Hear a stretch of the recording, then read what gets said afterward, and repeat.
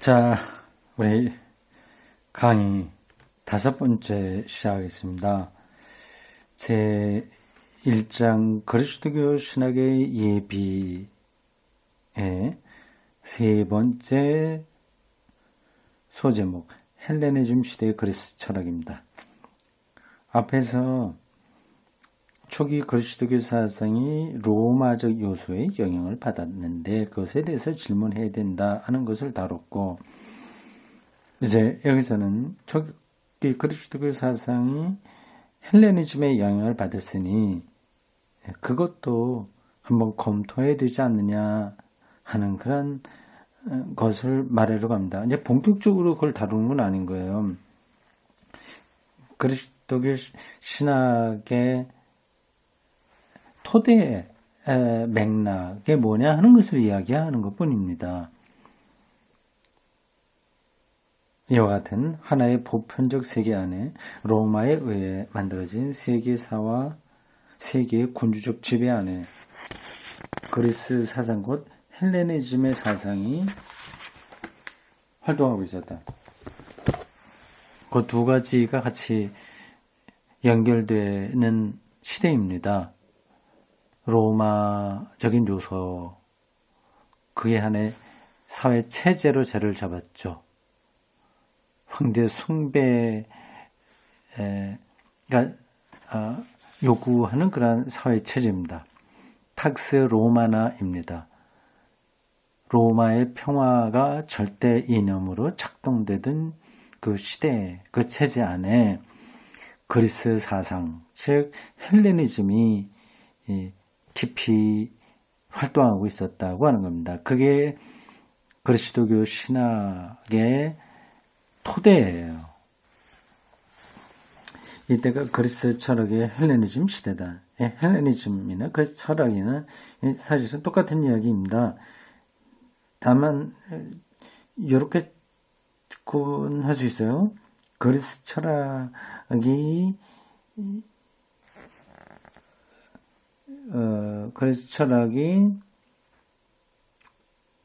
하나의 그 지배하는 혹은 작동되는 문화현상, 그걸 가리켜서 헬레니즘이다. 이렇게 보면 되겠습니다. 우리는 그리스 철학을 고전 시대와 헬레니즘 시대로 구별한다. 고전 시대는 그리스 철학이 본격적으로 나온 시대를 얘기하고요. 뭐 소크라테스, 플라톤, 아리스토텔레스 이런 사람들이고요. 그 뒤로 그게 이제 끝난 다음에 로마 시대에 자리를 잡으면서 싹 텄던 그 그리스 철학, 이걸 갖다 헬레니즘이라고 하는 것 같습니다. 그리스 철학의 고전 시대는 아리스토텔레스의 죽음으로 끝났는데 그래서 이어받은 것이 헬레니즘 철학이다. 예, 그리스 철학과 헬레니즘 철학 차를 구분하겠죠. 헬레니즘은 좀 후기다. 그렇게 생각하시면 되겠습니다. 그리고 그 헬레니즘 철학은 로마 체제 안에서 싹 튼 초기 그리스 철학의 재활이다, 부흥이다 이렇게 생각하면 되겠습니다. 여기에는 스토아파, 에피큐로스파, 에피큐로스 쾌락주의라고 얘기하죠. 피타고라스, 인간을 만물의 척도라고 얘기하는 피타고라스, 수학을 잘하는 피타고라스의 파입니다. 회의파, 플라톤파가 포함된다. 초대 그리스도교 사상에 영향을 끼친 것은 고전 그리스 사상이라기보다도 헬레니즘 사상이라고 할 수 있다. 헬레니즘 사상이 대부분의 그리스도교 사상의 집중적인 원천이다. 뭐 당연한 거죠. 그 당시가 바로 헬레니즘이 꽃피었던 시대니까 그런 겁니다. 여기서 나는 그리스 사상에서 소극적인 요소와 적극적인 요소를 구별한다. 그리스 사상에도 고대 세기가 종말에 이르는 카이로스의 시대가 있었기 때문이다. 좀 더 가봅시다. 그리스 사상의 소극적인 측면은 회의주의에서 표현되고 있다. 회의주의. 이게 소극적이라고 하는 거는 앞에서도 얘기했지만 부정적이라고 하는 뜻도 있어요. 네거티브라고 하는 겁니다. 우리가 말하는 회의주의는 흔히 부르는 회의주의 학파라고 일컬어지는 것뿐만 아니라 말 그대로 회의함으로 진리를 드러내는 사람들과 그 사상 그 전체를 일컬어서 회의주의 학파 이렇게 말하는 거죠. 그렇게 하는 사람들만 아니라 그 밖에 다른 철학파에서도 발견되는 회의적 요소, 다시 말해서 그리스 철학의 의도했던 객관주의가 합리적인 세계 해석을 바탕으로 해서 하나의 의미와 가치의 세계를 세우려고 했던 놀랍고도 장엄한 그 시도가 무너진 다음에 나타난 회의적 요소도 포함하고 있다. 그렇죠. 모든 철학에는 회의적 요소가 들어있는 거죠. 그래서 본격적으로 그거를 자기들 철학의 기본 으로 삼았던 회의주의 학파만이 아니라 다른 모든 철학 학파에 이런 요소들이 다 들어있습니다. 그런 것을 총괄해서 회의주의라고 폴 틸리가 지금 정의를 내린 겁니다.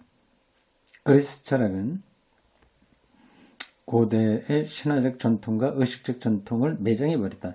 이제 그리스 철학은 여기서 말하는 거는 초기 그리스 철학인 거죠. 그래서 그들은 그 이전은 그러니까 그들이 활동하던 그 이전은 신화의 세계였어요. 신화와 제우스에게 바치는 제사, 신화와 그 제의 제사 똑같은 말이에요. 제사, 의식 그런 것들 원인부수산에서 뭐 종교 의식을 치르고 하는 것들 있죠. 그런 것들을 거부했습니다. 그 신화는 진리가 아니라고 생각한 거죠. 소크라테스와 소피스트의 시대에는 신화적 의식적 전통은 아무런 타당성도 갖고 있지 않았다. 소크라테스, 너 자신 알라, 뭐 이런 정도까지 정확하게 객관적으로 자기 성찰을 하는 사람에게 이 제우스와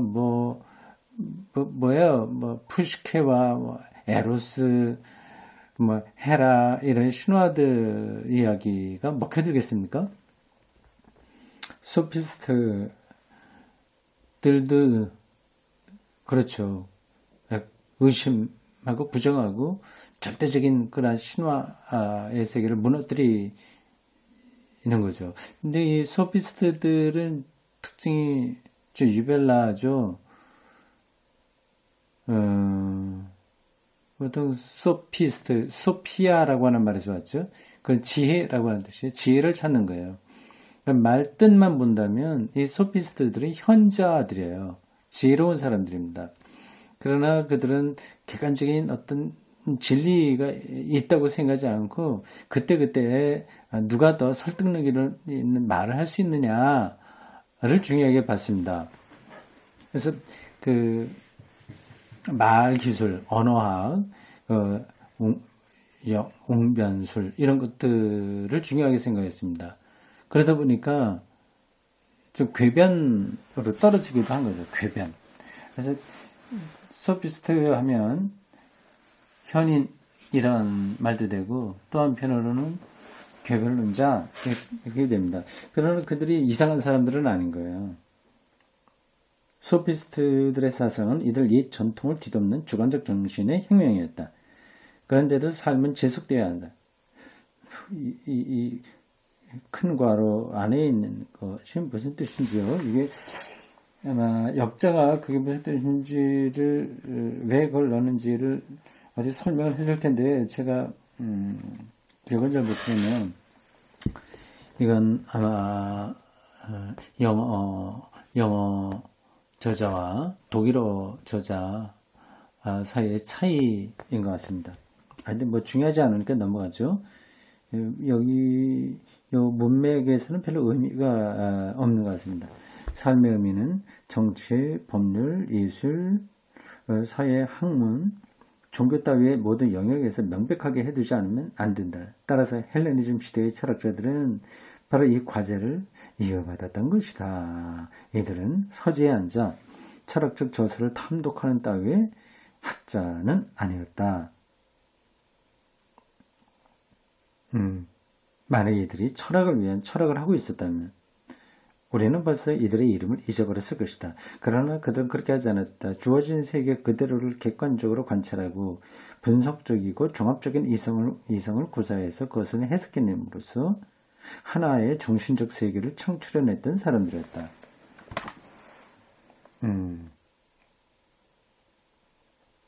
그렇죠.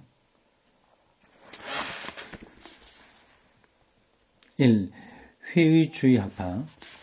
그레스사라, 특히 이제 헬레니즘 시대에 있었던 몇몇 학파들을 설명합니다. 이러한 학파들이 그리스도교 신학이 자리를 잡는데 직간접적으로 영향을 미쳤다고 하는 겁니다. 회의주의 학파. 하나의 의미 있는 세계를 창조하려는 그리스 철학자들의 그와 같은 위대한 시도도 고대 말기에 이르러 무너졌으며 내가 고대적 전통의 마지막 형태라고 부르고 싶어 했던 회의주의에 도달했다. 이 고대적 전통의 마지막 형태가 회의주의군요. 회의, 스캡시스라고 부르는 말은 본래 사물을 관찰하는 것, 음미하는 것 따위를 의미했다. 그러나 그것은 뒤에 부정적인 의미를 가지게 되었다. 다시 말해서 그것은 모든 도구마를 심지어 그리스 철학의 여러 학파의 도구마타까지도 엄밀하게 탐구하고 그리고 나서 그것들을 근절시켜버렸다. 이게 굉장히 적극적인 의미가 있는 거예요. 근데 그거를 근절시켜버렸다고 하니까 이제 네거티브한 의미이다. 이렇게 폴틀리가 설명한 겁니다. 네거티브하지만 그것도 세우는 작업이에요. 따라서 회의주의자들은 모든 학파의 도구마를 의심했던 철학자들을 가리킨다. 그러나 회의주의 이외의 여러 학파는 예컨대 신플라톤 학파는 회의주의의 많은 요소들을 받아들이고 있다. 다른 학파에서는 실용주의가 나타났지만 회의주의에서는 개연주의의 사고를 넘어가지 않았다. 개연주의? 개연성이 있다 없다 이제 그런 얘기인데 그 실용주의와 개연주의의 차이점이 뭐냐 그런 것도 좀 찾아보면 좋겠는데 그건 제가 잘 모르겠어요. 억지로 설명하려면 할 수 있을 것 같은데 중요하지 않으니까 그리고 저희가 확실하게 개념적으로 와닿지 않으니까 넘어가죠. 책 읽기에 한 방식이 겁니다. 잘 이해가 안 되는 건 넘어가야 돼요. 계속 그거를 붙들고 있으면 책 읽기 진도가 너무 나가지 않아서 결국 포기하게 됩니다. 우리가 논문을 쓰는 게 아니라면 근데 지나가는 게 좋아요. 논문을 쓴다고 하더라도 사실은 모든 걸 다 확실하게 알고 쓸 수는 없습니다. 그러나 좀 더 중요한 것은 회의주의적 태도가 모든 학파 속에 뚫고 들어가서 고대 말기의 삶 전체에 침투되어 있다고 하는 사실이다. 회의주의적 태도. 그렇죠. 이런 게 있었으니까 그리스도교 신학자들이 유대교의 도구마를 넘어설 수 있는 거죠. 그것의 한계들을 뚫어볼 수 있었던 거죠. 유대교의 도구마가 뭘까요? 율법이죠. 그래서 회의주의 또한 교양에 있는 사람이 책상에 기대고 앉아서 세계에는 의심하지 않을 게 아무것도 없다는 것을 생각하고 있다는 투의 것이 아니다. 그냥 머리로만 이렇게 잘난 척하고 절대적인 진리 없어 이렇게 말하는 게 아니라 아주 구체적인 삶의 문제들, 아주 삶에 대해서 철저하게 대처했다고 하는 거죠. 이와는 달리 회의주의가 문제 삼았던 것은 오히려 진지하게 인생을 묻는 일이며 모든 확신이 내적으로 무너져 있다고 하는 점입니다. 그 결과 그래서 이것이 그리스도적 정신의 특징이기도 하지만 만약 인간이 어떤 이론적 판단에도 도달하지 못할 경우에는 어떤 행동도 실천할 수 없다고 생각했던 것이다. 그래야 그들은 에포크에 판단 중지의 이론을 끄집어내게 되었다.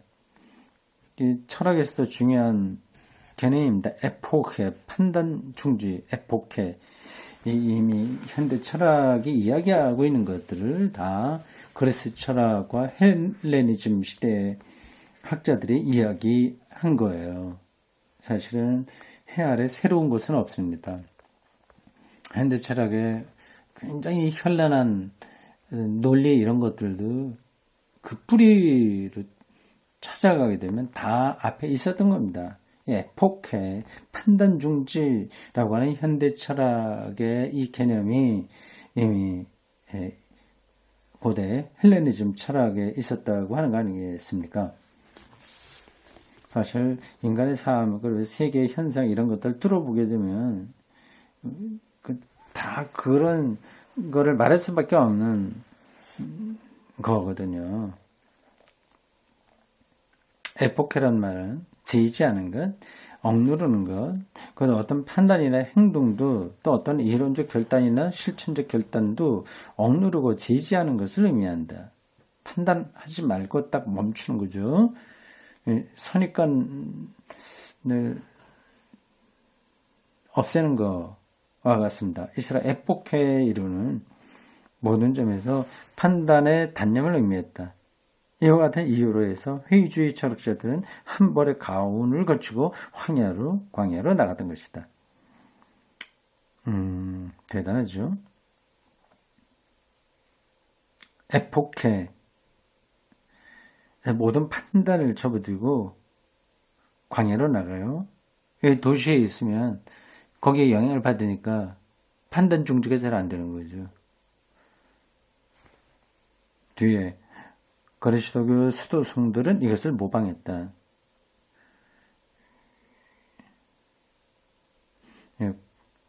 사막의 성자들을 가리킵니다. 사막, 광야에 나간 수도 성들이죠. 왜냐하면 이들 역시 이 세상에서 살 가능성에 절망했기 때문이다. 모든 판단을 포기하는 거죠. 고대 교회의 회의주의자 가운데는 아주 진지한 사람들이 많았으며 오늘의 저속한 회의주의자들에게는 생각지도 못할 귀계를 끌어냈다. 이것은 그리스 회의주의자들은 회의가 가져온 귀계를 따라서 일관성 있는 태도를 취하기 위하여 이 세상의 삶에서 은퇴했던 것을 말한다. 오늘날 회의주의자인 척하는 사람은 도리어 모든 것을 의심하는 것을 즐기고 있다. 이 차이가 있는 거군요. 의심하는 것 자체를 즐기는 사람이 있고 의심하기 때문에 모든 것을 포기하고 광야로 나가는 사람이 있는 거죠. 굉장히 중요한 지적입니다.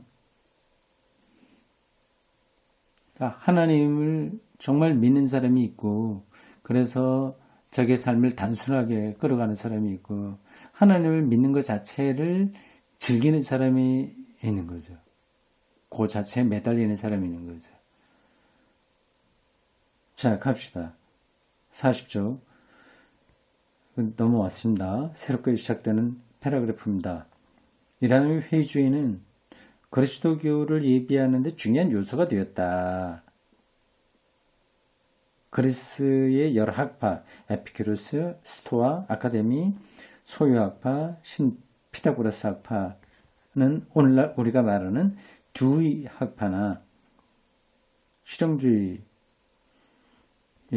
학파인가요? 두이. 사람 이름 들어본 지 오래가 되어갖고 두이 학파, 화이트헤드 학파와 같은 의미의 철학파는 아니었다. 화이트헤드 과정 철학이요. 그건 아니었다. 그들은 철학의 학파인 동시에 제의적인 공동체이기도 했다. 그래서 그들의 반은 제의적 성격을 지니고 제의적이라고 하면 종교적이라고 하는 뜻입니다. 반은 철학적 성격을 지녔다. 이 공동체에 속한 사람들은 그들 스승의 교서를 따라 살기로 했다. 삶이 거기에 들어가는 거예요. 그러니까 제의적일 수밖에 없습니다.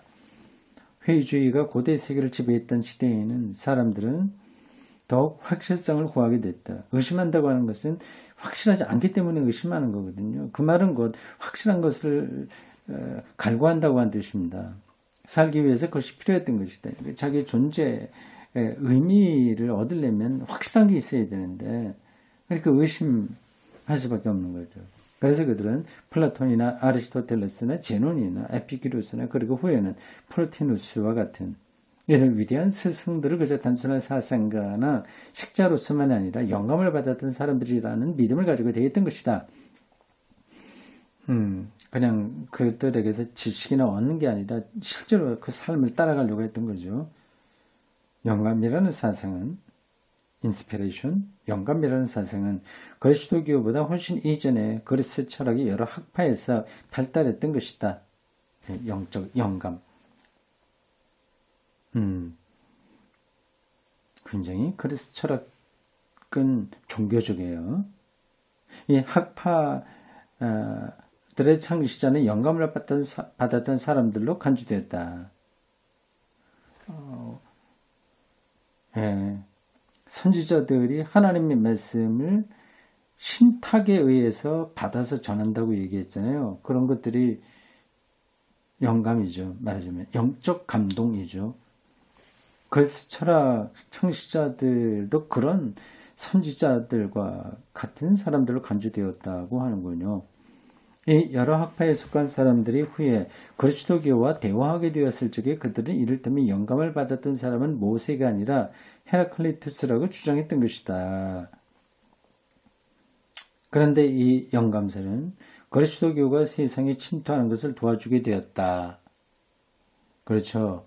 그러한 그리스 철학의 태두들을 영감받은 사람들로 알고 있었던 그 헬라 사람들에게 이제 그리스도교는 접근하기가 참 좋은 거죠. 그런데 이 영감설은 그리스도교가 세상에 침투하는 것을 도와주게 됐다. 왜냐하면 순수한 이성만으로는 인간이 살아갈 수 있는 현실을 세울 수 없기 때문이다. 그렇죠. 이 여러 철학파 창시자들의 특성을 나타내기 위해서 언급되었던 개념은 후에 영감 같은 거를 가리켜요. 개념은 후에 그리스도교가 그리스도교 교회 창시자들을 나타내기 위해 사용되었던 개념과 아주 비슷하다. 예컨대 에피큐루스 같은 사람은 쾌락주의 창시자라고 하는 그 사람은 후에 그리스도교인들에 의해서 심한 공격을 받았기 때문에 쾌락하면은 기독교하고는 좀 거리가 있어 보이지 않습니까? 그의 저작은 단편적으로만 남게 되었지만 그의 신봉자들에게는 소테르로 일컬어졌다. 그렇군요. 에피큐루스가 그렇게 소테르는 이제 구원이라고 하는 뜻인데요. 소테르라는 그리스어는 소테리오, 소테르란 그리스어는 신약성서가 예수에 대해서 사용한 말이며 우리는 그것을 구주라고 하는 구원자라는 말로 번역해 쓰고 있다. 재밌습니다. 에피그로스가 추종자들에게는 소테르라고 하는 말이 일컬어졌는데 그 신약성서는 바로 예수를 그 소테르라는 헬라어로 받아 쓴다고 하는 거예요. 철학자 에피큐로스가 구주로 불려지고 있는데 소테르 이것은 무엇을 뜻하는 것일까? 오늘날 에피큐로스도 언젠가 그의 아름다운 정원에서 삶을 즐길 줄 알았던 사람으로서 그리고 반그리스도교적 쾌락주의 철학을 가르쳤던 철학자로서 인식되고 있다. 이건 안티 그리스도교라고 하는 거죠. 그렇게 인식되고 있다. 그러나 그 당시 사람들은 에피큐로스를 그렇게 생각하지 않았다.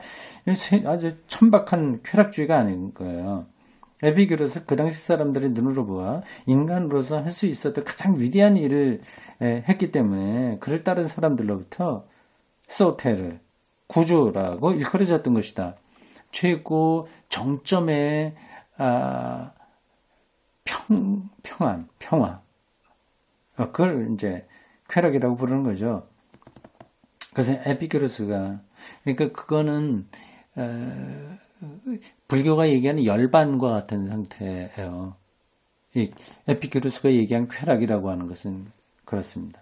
그래서 에피큐로스가 그의 유물론적 원자론을 통해서 고대 세계 전체를 지배하고 있던 악령의 공포로부터 그들을 해방시켰다고 하는 것을 의미한다. 이것은 철학이 그 당시에 얼마나 진지한 것이었는가를 보여준다. 철학은 삶이었고 제의였고 정말 자기의 진정성, 영혼을 담아서 살아가는 삶의 태도였어요. 거의 종교적이라고 할 수 있습니다. 회의주의에서 나타난 또 하나의 결과는 스토아 철학파에서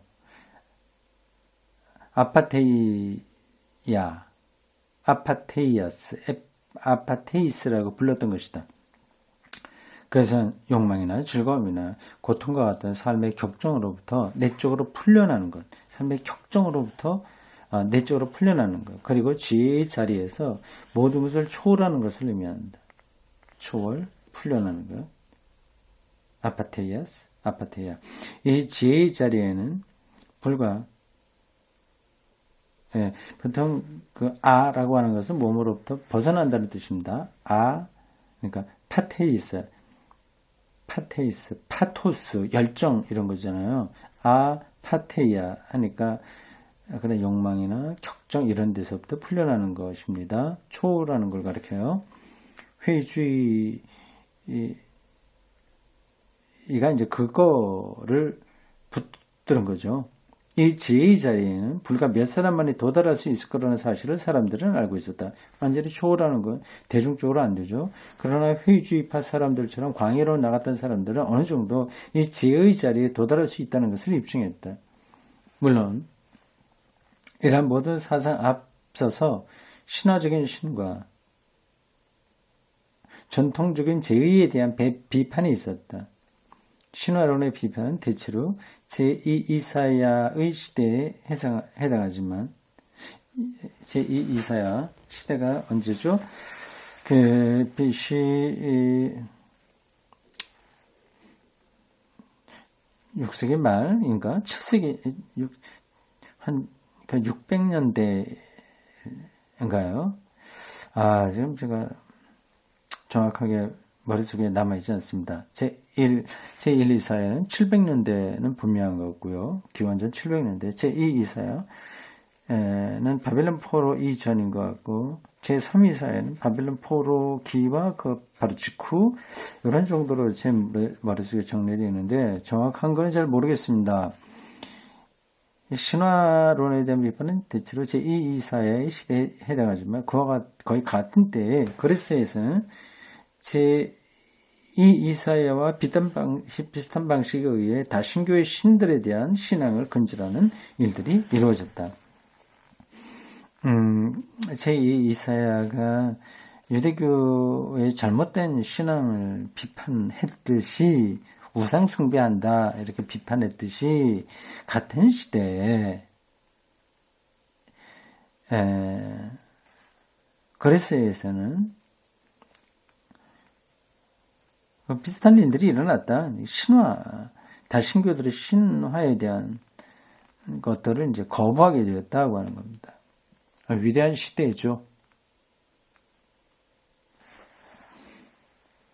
여기까지 하겠습니다.